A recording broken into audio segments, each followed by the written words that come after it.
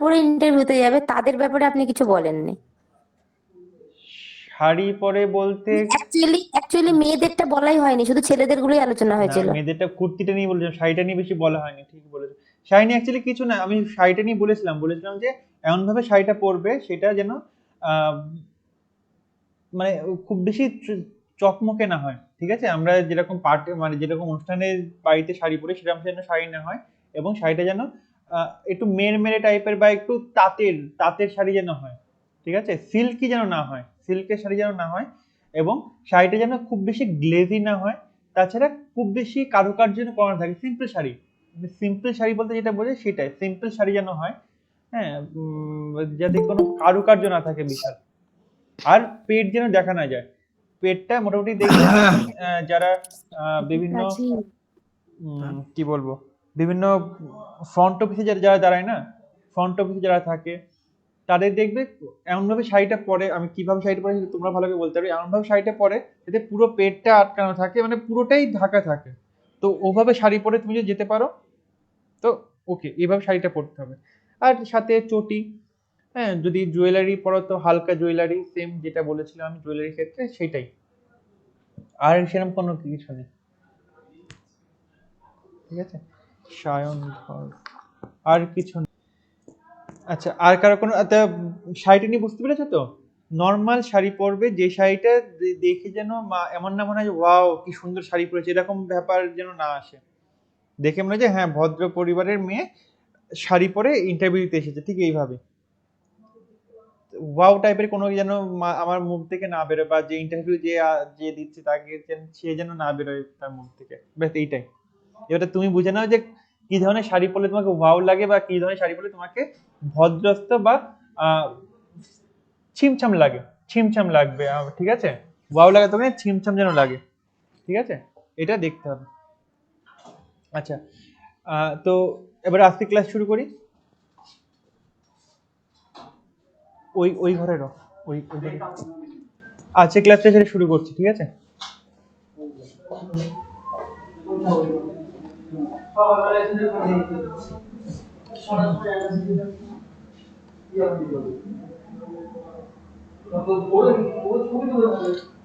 ঠিক আছে, কালকে কতটুকু পড়িয়েছিল, শনি শুক্রবার দিন কতটুকু হয়েছিল?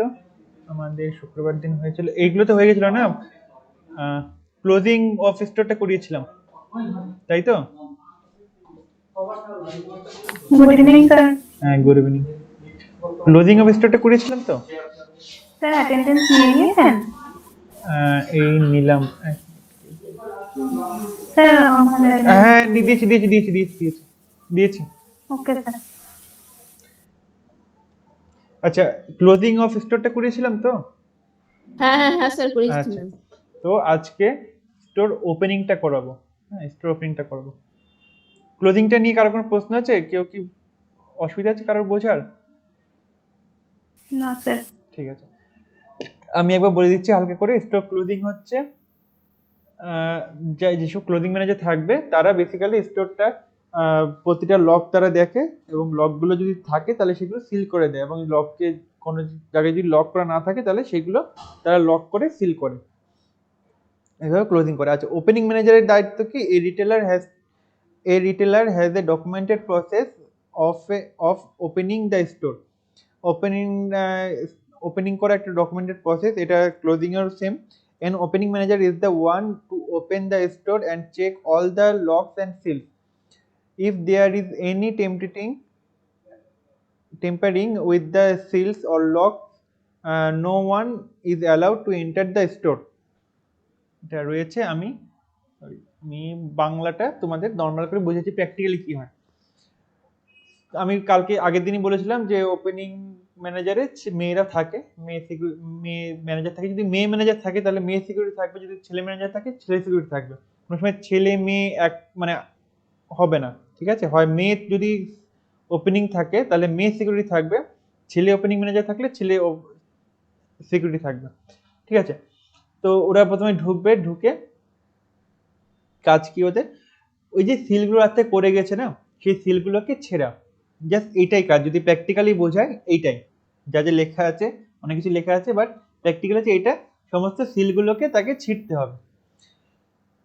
এবারটা ঝামেলা কি থাকে, এটাই জাস্ট সিল ছেড়ে, আর কোনো তার চাপ নেই।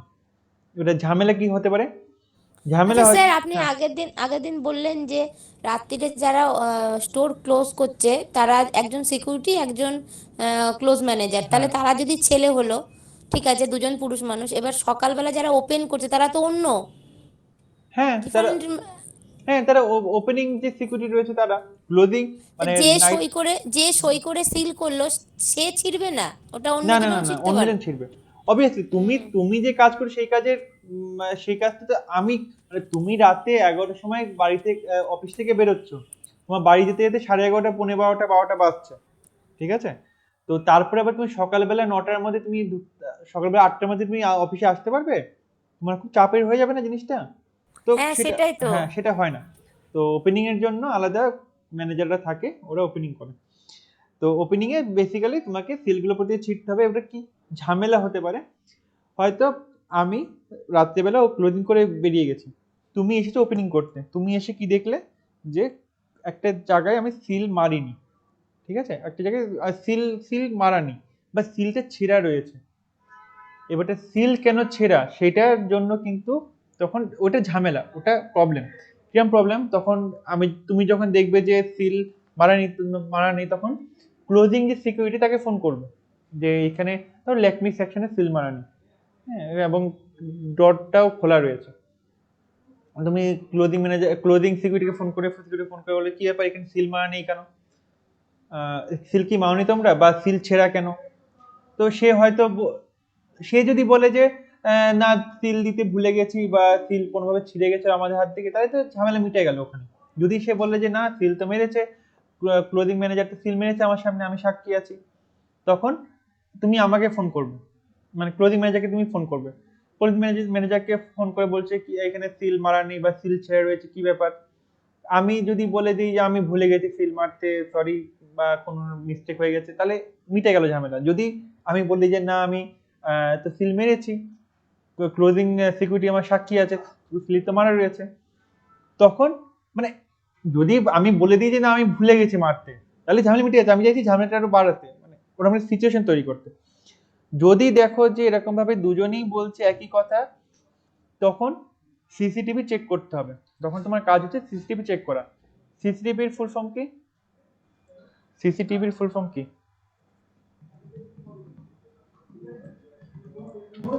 এনিওয়ান সবাই জানো সিসিটিভির ফুল ফর্ম কি? বলো, ট্রাই করো। Hello hello The closed circuit television.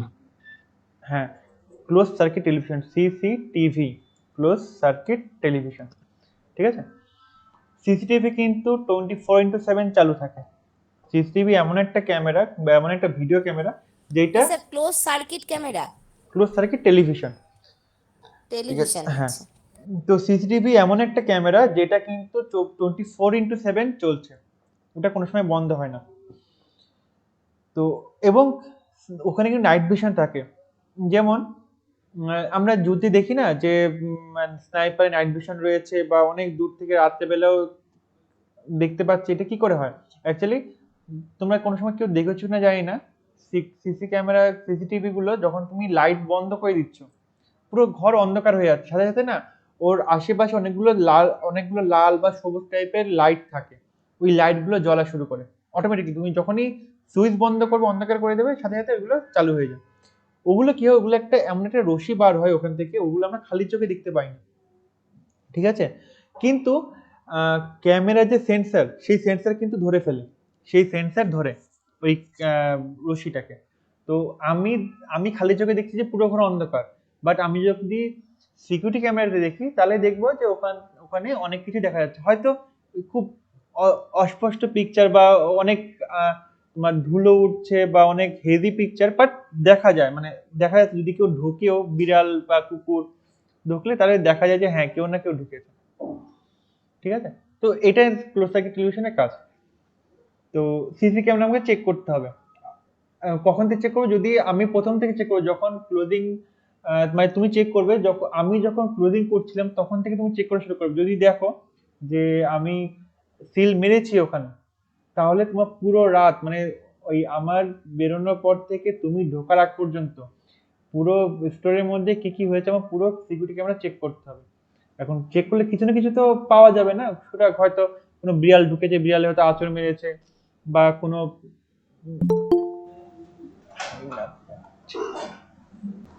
আচ্ছা, তো এবারটা তোমাকে দেখতে হবে যে কি কি হচ্ছে। হ্যাঁ, তোমাকে দেখতে হবে যে সারাদিন ওখানে কি অ্যাকচুয়ালি হচ্ছে সেটা তোমাকে দেখতে হবে। সিসি ক্যামেরায়, তো সিসি ক্যামেরা তুমি দেখলে যে এইভাবে এই হয়েছে, হয়তো কোনো চোর ঢুকেছে বা কোনো বিড়াল ঢুকেছে বা কিছু না কিছু হয়েছে। যতক্ষণ না তুমি বুঝতে পারছো যে হ্যাঁ এই এই ঝামেলার জন্য এইটা এই হয়েছে, ততক্ষণ পর্যন্ত স্টোর ওপেন করতে পারবে না, তুমি একদমই করতে পারবে না। ঠিক আছে, সে যত বড় কোম্পানি, যত বড়ই লোক আসুক না কেন, স্টোর ওপেন তুমি করতে পারবে না। ঠিক আছে, এটা নিয়ম। দেখাচ্ছি এখানে, এই দেখো, এখানে লাস্টে লেখা আছে if there is any tampering with the seals or lock no one is allowed to enter the store. দেখেছো, no one is allowed to enter the store. যতক্ষণ না পর্যন্ত তুমি বুঝতে পারছো যে দোকানে অ্যাকচুয়ালি ওই যে ঝামেলাটা কেন হয়েছে, ততক্ষণ পর্যন্ত স্টোর ওপেন হবে না। ওকে, এবারটা step checking. Step checking, all step before entering the store আর check the step is given, অনেক কিছু লেখা আছে, আমি নর্মালি তোমাদেরকে বলছি।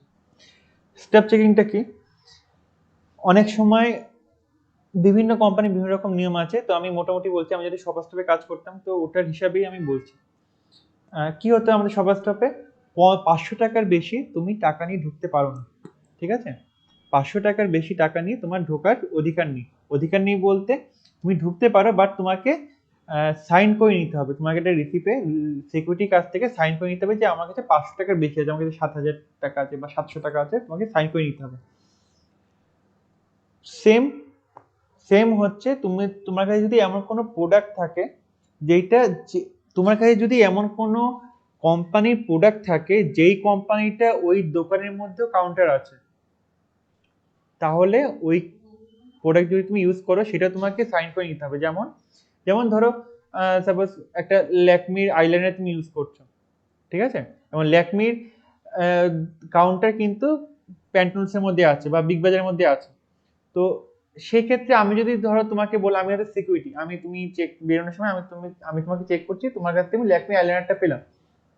তো আমি যদি বলি এখন যে ল্যাকমি আইলাইনারটা তুমি চুরি করেছো, নতুন ল্যাকমি আইলাইনার পেলাম, আমি বললাম যে তুমি চুরি করেছো, তোমার কাছে কি প্রমাণ যে না তুমি চুরি করোনি? আমার কাছে প্রমাণ আছে, আমার সিম্পল ব্যাপার, আমার প্রমাণ যে দেখো ল্যাকমির স্টোর, ল্যাকমির কাউন্টার আমাদের দোকানের মধ্যে রয়েছে, এবং তোমার কাছে ল্যাকমির একটা নতুন প্রোডাক্ট পাওয়া গেছে, তো তুমি চুরি করেছো, সিম্পল আমার কাছে অ্যান্সার। তোমার কাছে কি হবে, তোমার কাছে তুমি তখন বলবে যে না আমার কাছে আমি চুরি করিনি, এই দেখো আমার কাছে স্লিপ রয়েছে, রিসিপ্ট রয়েছে, সকালে যে সিকিউরিটি ছিল সে সাইন করে দিয়ে গেছে যে আমার কাছে আমি বাড়ি থেকে নিয়ে এসেছি এটা। ঠিক আছে, এটা হচ্ছে তোমার প্রমাণ। তো এরকম ভাবে প্রমাণকে দিতে হবে। এটা প্রত্যেকের ক্ষেত্রে এটা মানে অ্যাপ্লিকেবল হয়। যদি তোমার কাছে বেশি টাকা থাকে, 500 টাকার বেশি, এটা বিভিন্ন কোম্পানি বিভিন্ন, যেমন প্যান্টালুন্সে মানে 350-এর ওপরে আছে, বিগ বাজার এরকম কিছু থাকে। তো এটা হলে যেমন আমি 2 মাসের সেকেন্ড মাসে আমি জানতাম না জিনিসটা, এই যে টাকার ব্যাপারটা জানতাম না।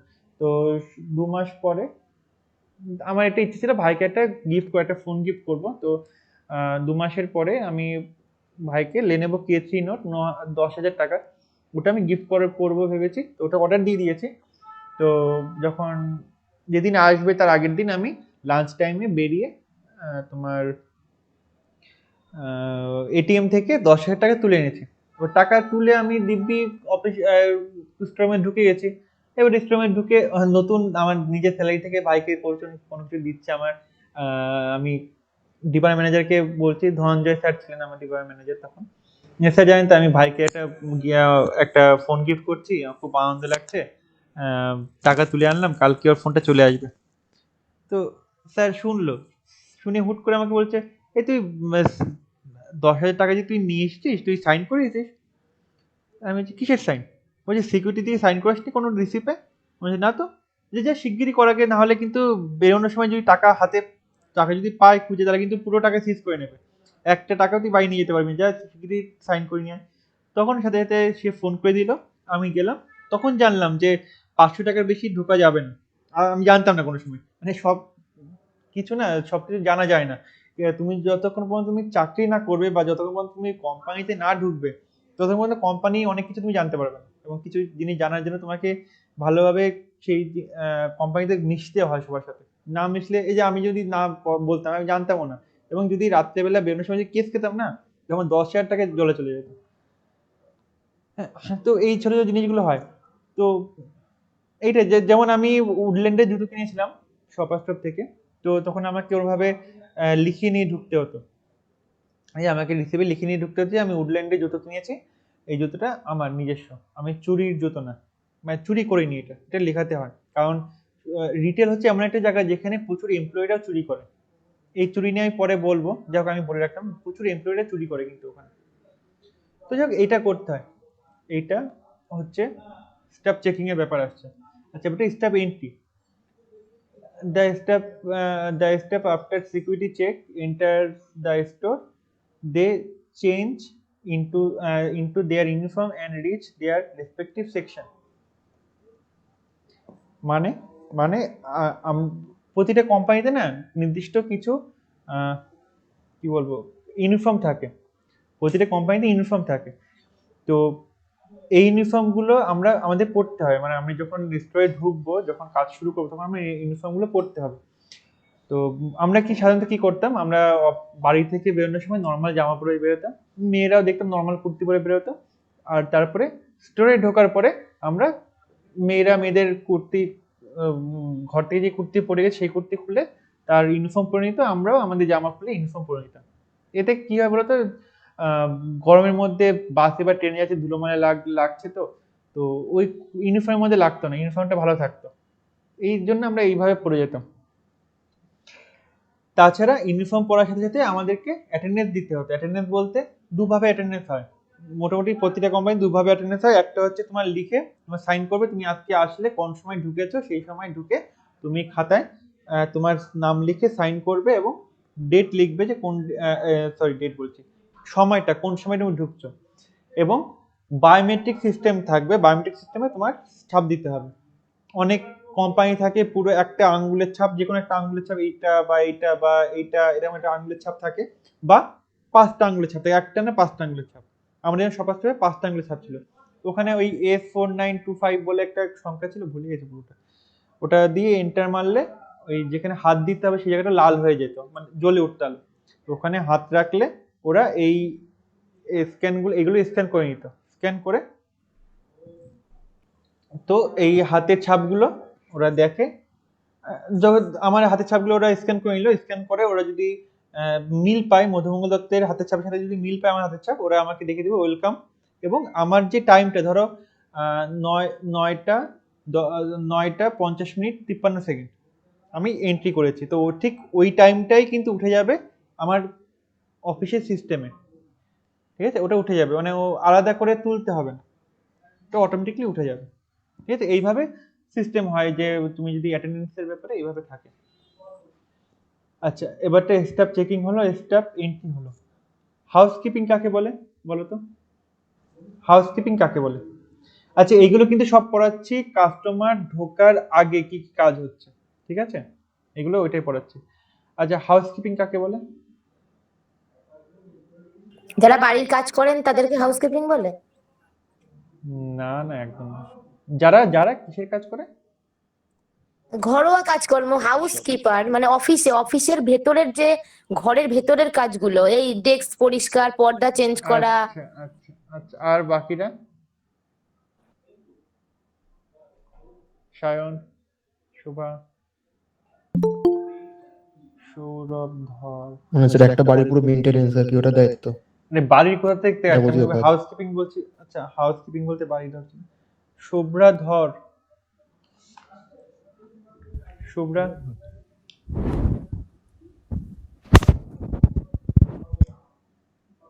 সৌরভ, ধর, সৌরভ, সৌরভ, সৌরভ, হ্যালো। হ্যাঁ, তুমি কোথায় থাকো, কোথায় আর এতদিন পরে? তো ভালো কথা, কোনো কোনো অসুবিধা নেই, কিন্তু আমাকে তো জানাবে। আমার তো এটা আমার তো অধিকার আছে তোমাদের জানা, তোমাদের কাছ থেকে জানা যে তোমরা কি কারণে অ্যাবসেন্ট থাকছো, নাকি অধিকার নেই? তুমি যে 3-4 দিন ধরে ছিল। কোনো অসুবিধা নেই, আমি বলছি না যে তুমি বিয়েতে যাবে না বা তুমি কোনো কিছু অ্যাটেন্ড করবে না। আমার কথা, আমাকে তো অন্তত বলবে যে স্যার আমি 3-4 দিন অ্যাটেন্ড হতে পারবো না, আমারও সমস্যা আছে। এটা তো আমাকে জানা উচিত না, এজ এ ট্রেনার হিসেবে আমার তো জানা উচিত যে তোমরা কেন প্রেজেন্ট থাকছো না আজকে। তো সেটা যদি একটু 1 মিনিট সময় নিয়ে যদি আমাকে বা গ্রুপে যদি মেসেজ করে দাও যে স্যার। হ্যাঁ হ্যাঁ বলো। ওকে, ঠিক আছে, ঠিক আছে, যাই হোক না কেন আমাকে জাস্ট বলে রাখবে, আমাদের মেসেজ করে রাখবে স্যার আমি এই কারণে আসতে পারছি না। ঠিক আছে, আসতে পারছি। আচ্ছা, তো যেটা বলছিলাম, হ্যাঁ, হাউসকিপিং হচ্ছে যারা ক্লিনিং এর ব্যাপার থাকে, ঠিক আছে, যারা ক্লিনিং করে। এই যে housekeeping is responsible for cleaning the store, যারা দোকানটাকে পরিষ্কার করার রেসপন্সিবল হয়, ঠিক আছে, এদেরকে হাউসকিপিং বলে। এদের বেসিক্যালি কাজ কি হয়, 1 মিনিট। আচ্ছা, তো হাউসকিপিং বেসিক্যালি কাজ কি থাকে? হাউসকিপিং এর কাজ থাকে ফ্লোর গুলোকে পরিষ্কার করা, ঠিক আছে, শুধু ফ্লোর গুলো না, তাছাড়া যা যা জিনিস আছে, যেমন হয়তো কেউ জল ফেলেছে, জলগুলোকে মোছা, কেউ হয়তো এসেছে জল চাইছে তাকে জল দেওয়া, কেউ এসেছে তাকে কফি দেওয়া বা চা দেওয়া, এইগুলো হাউসকিপিং কাজ। বা হয়তো তুমি প্রচুর প্রোডাক্ট কিনেছো, তোমার ওই প্রোডাক্টগুলোকে, মানে হয়তো 9-10টা প্যাকেট রয়েছে, প্যাকেটগুলোকে তোমার তাদের গাড়িতে তুলে দেওয়া, এগুলো হাউসকিপিং কাজ থাকে। বা হয়তো কারোর হোম ডেলিভারি করতে হবে, হ্যাঁ, সেগুলো করা, এগুলো বেসিক্যালি হাউসকিপিং কাজ থাকে। আচ্ছা, তারপরে হাউসকিপিং হলো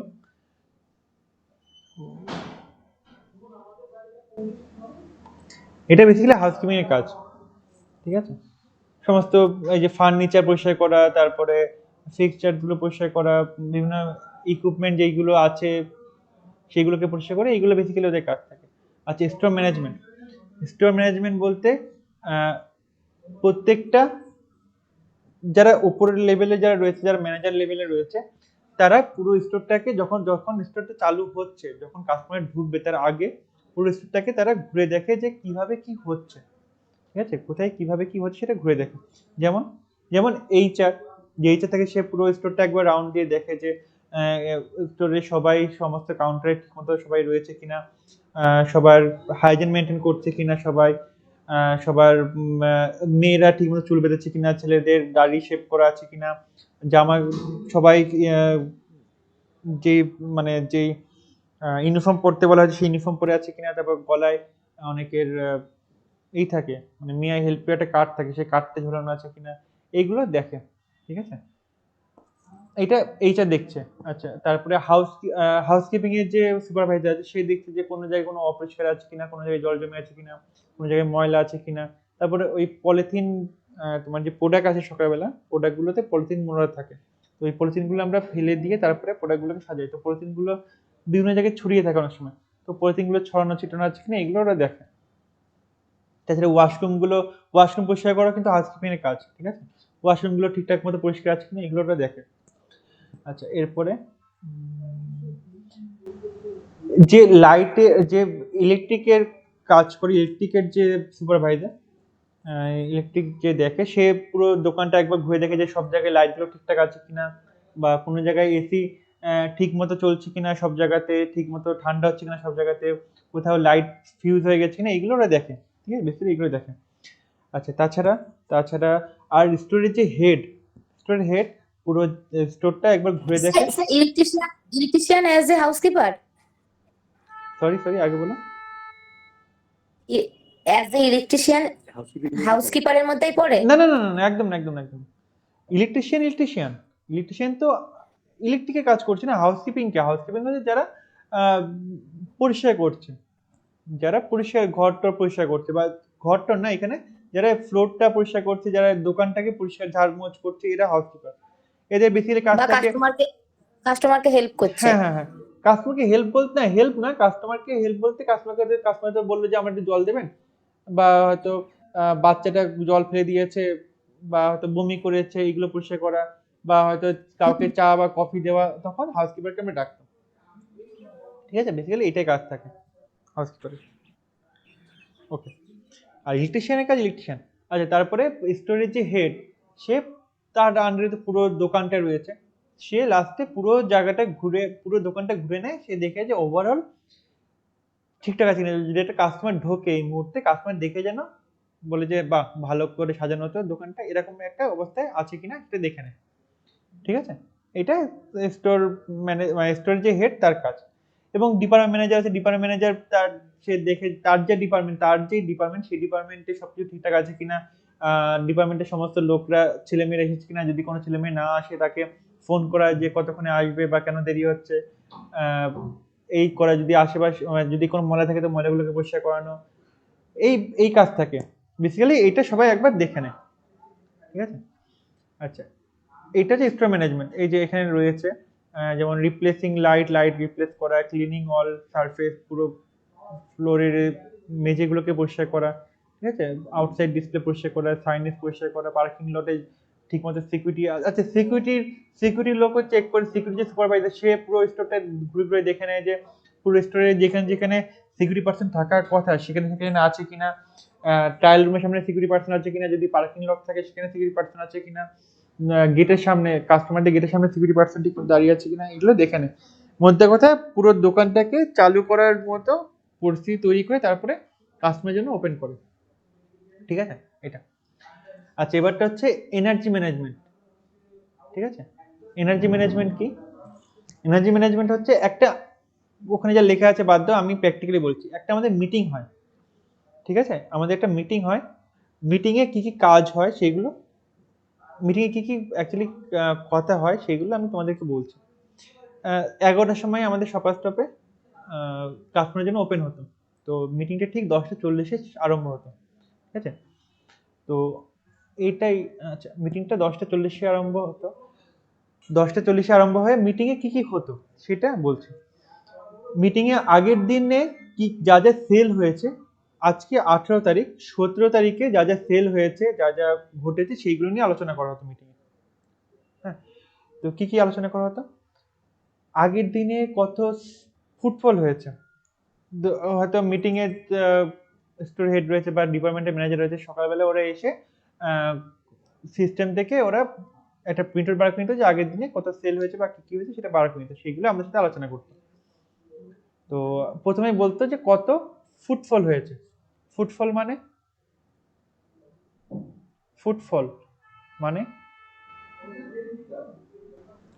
বলো, ফুটফল মানে কি? স্যার কত লোক এসছে, হ্যাঁ কত লোক হ্যাঁ, বা কাউন্ট ফুটফল মানে কতগুলো লোক এসেছে। ঠিক আছে, ফুটফল কত হয়েছে। তো আমি বললাম যে 100টা ফুটফল হয়েছে। কালকে সারা দিন দোকানে টোটাল 100টা ফুটফল হয়েছে, তার মানে আমি বলছি সারাদিন দোকানে 100 জন লোক ঢুকেছে। বিভিন্ন জায়গায় বিভিন্ন রকমের কাউন্ট সিস্টেম আছে, যেমন কোনো সভাতে বা কোনো অনুষ্ঠানে তোমরা কি করে কাউন্ট করো? হেড কাউন্ট করো, তাই না? সবাই বসে থাকে, আমরা হেড কাউন্ট করি যে কতজন লোক এসেছে। বা বিয়ে বাড়িতে বা কোনো শ্রাদ্ধ বাড়িতে বা কোনো অনুষ্ঠানে আমরা কি করে কাউন্ট করি? প্লেট ওয়াইজ কাউন্ট করি যে কতগুলো প্লেট যাচ্ছে, সেই হিসাবে কাউন্ট করি যে কতজন লোক খাচ্ছে। তো এইভাবে আমরা কাউন্ট করি। আর রিটেলে যে কাউন্ট করি সেটাকে ফুটফল বলা হয়, পার পাতা ফেলে। তো 100টা ফুটফল, তার মানে আমি বলতে চাইছি যে 100 জন কাস্টমার ঢুকেছে। আচ্ছা, তারপরে ফুটফল হলো, তারপরে আমি বলছি যে কালকে টোটাল 20টা বিল জেনারেট হয়েছে। জেনারেট হওয়া মানে যে ক্যাশ পয়েন্ট রয়েছে, ক্যাশ পয়েন্ট থেকে 20টা বিল বার হয়েছে। কালকে সারাদিনে 20টা বিল বার হয়েছে, বুঝতে পারছি? নাম্বার 1 আমি তোমাদের বলছি যে কালকে 100টা ফুটফল হয়েছে, মানে 100 জন কাস্টমার ঢুকেছে। সেকেন্ড পয়েন্ট আমি তোমাকে বলছি যে কালকে ক্যাশ পয়েন্ট থেকে 20টা বিল জেনারেট হয়েছে, মানে 20টা বিল বার হয়েছে সারাদিনে। ঠিক আছে, এবারটা আমাকে বলো, তোমাদের কাছে প্রশ্ন করছি, 20টা বিল বার হয়েছে, তার মানে কি আমি বলতে পারি যে 20 জন কাস্টমার কিনেছে?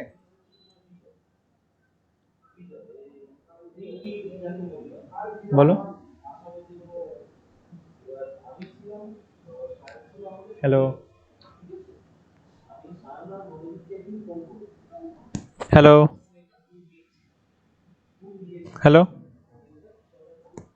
স্যার হ্যাঁ বলছি, আমি যেটা বললাম সেটা উত্তর দাও। যে 20টা বিল বার হয়েছে, তার মানে কি আমি কি বলতে পারি যে 20 জন কাস্টমার কিনেছে? হ্যাঁ, এটাই তো মনে হচ্ছে। বাকিরা? সায়ন, একটু মাথা খেলিয়ে বলো।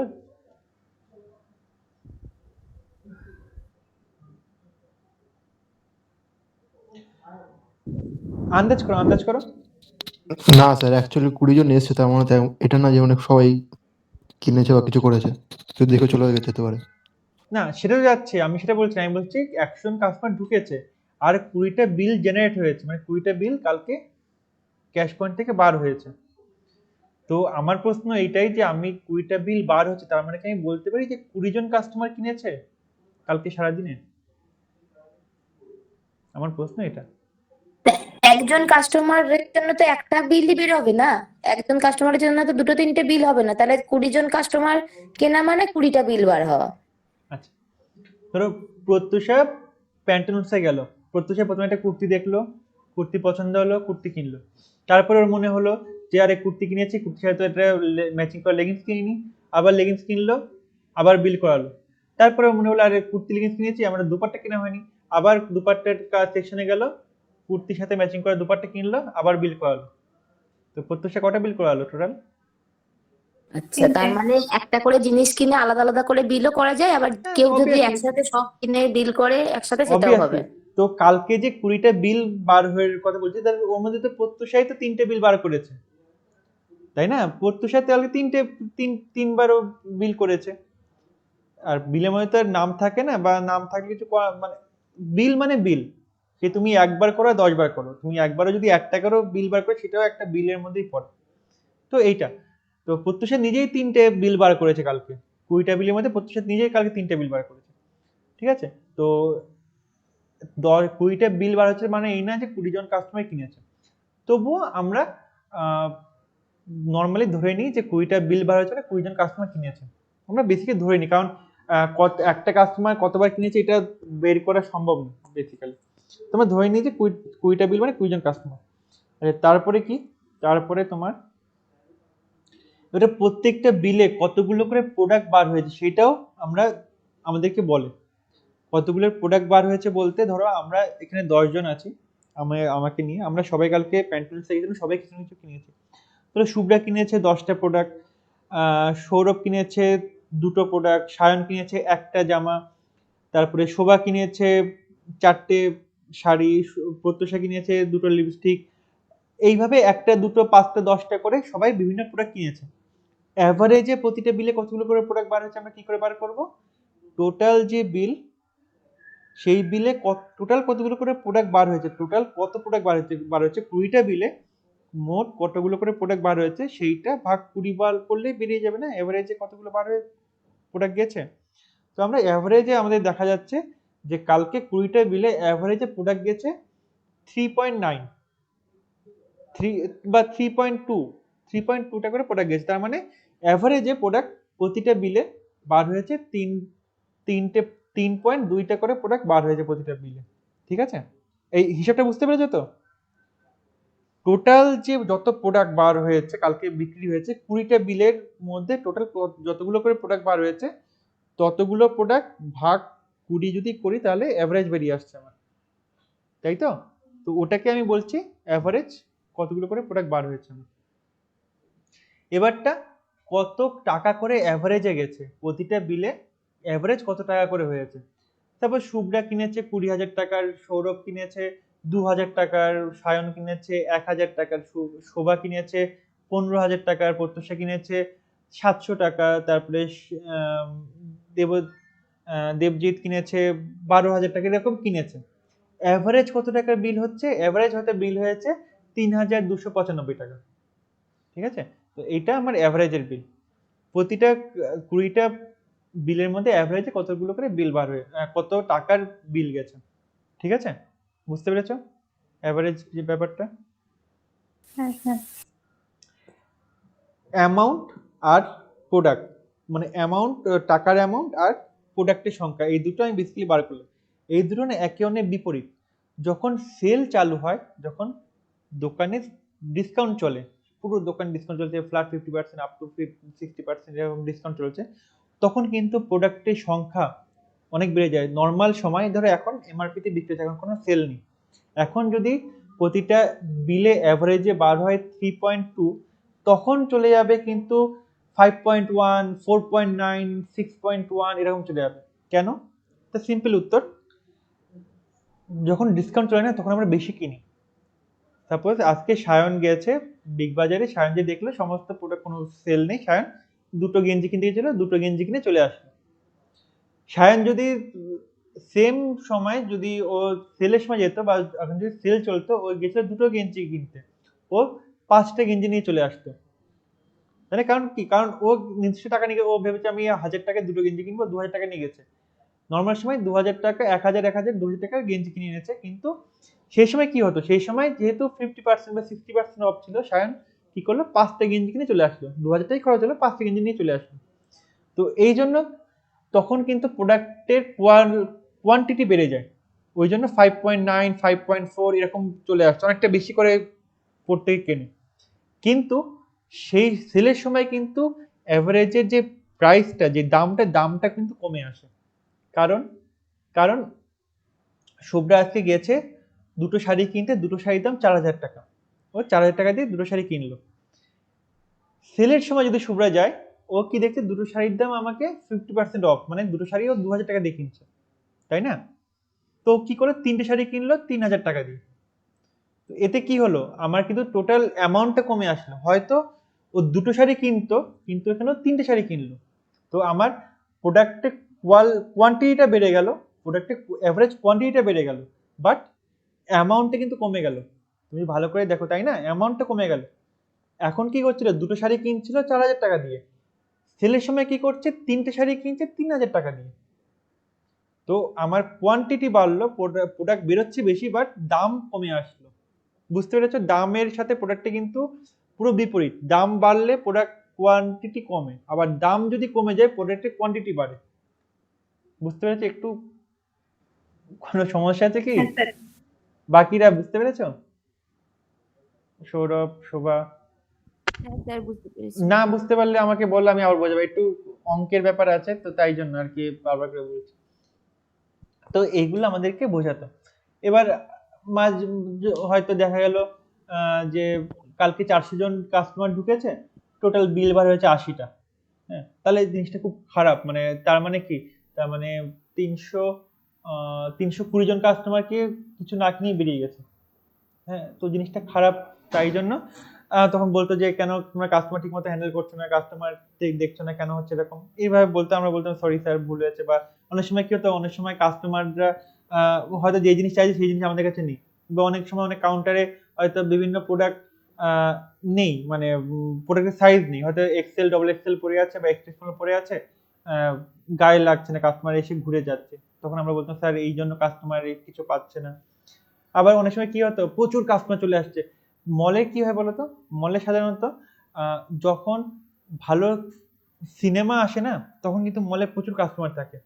আমি নিজে দেখেছি, নর্মাল সময় একদিনের কথা বলছি, আমার মনে আছে দাবাং যেবার রিলিজ করেছিল, দাবাং, তার আগে কাস্টমার আসতো 200, 250, 350 করে কাস্টমার আসতো প্রত্যেকদিন। সেই দিন যেদিন দাবাং রিলিজ করলো না আমাদের মলে, মানে অ্যাক্টিভিটিস মলের কথা বলছি, মানে সারা ভারতবর্ষে যেদিন দাবাং রিলিজ করলো, সেই দিন আমাদের ফুটফল হলো 1300 সামথিং। অনেকদিন আগে তো মনে নেই, 1300 সামথিং। মানে আমরা কাস্টমার ডিল করে পারছি, সেল কিন্তু হয়নি, সেল কিন্তু নর্মালি হয়েছে, বাট প্রচুর কাস্টমার। কেন? কারণ দাবাং রিলিজ করেছিল, প্রচুর কাস্টমার মলে এসেছে, ওরা সিনেমা দেখবে। এবারে সাধারণত কি হয়, অনেক হয়তো তুমি 20 মিনিট বা 30 মিনিট বা 40 মিনিট আগে এসে তুমি বসে আছো পরিবার নিয়ে, 40 মিনিট ধরে তুমি দাঁড়িয়ে থাকতে পারবে না, তো চলো প্যান্টুলসে ঢুকি, চলো শপার স্টপে ঢুকি, চলো বিগ বাজারটা ঘুরে আসি, এরকম ভাবে প্রচুর কাস্টমার এসেছে। হ্যাঁ, প্রচুর কাস্টমার এসেছে, এরকম ভাবে হয়। তো এই জিনিসগুলো আমাদেরকে বোঝাতো যে যদি খুব ভালো হতো তাহলে আমরা হাততালি ক্ল্যাপস করতাম, যদি খারাপ হলো তাই বকা শুনতাম ম্যানেজারদের কাছ থেকে। তো যাই হোক, এই জিনিসগুলো হতো। তারপরে বলতো যে আজকে টার্গেট কত, টোটাল সেল, টোটাল কত সেল হয়েছে, তাই না? টোটাল সেল তো বের করা যাবে, 20টা বিলে টোটাল যে অ্যামাউন্ট আছে সেটাই তোমার কালকের সেল। তো সেলটাও বলতাম যে টোটাল কত সেল হয়েছে। তো যাক, এইভাবে আমাদেরকে বোঝাতো। তো বুঝতে পেরেছো? হ্যাঁ স্যার।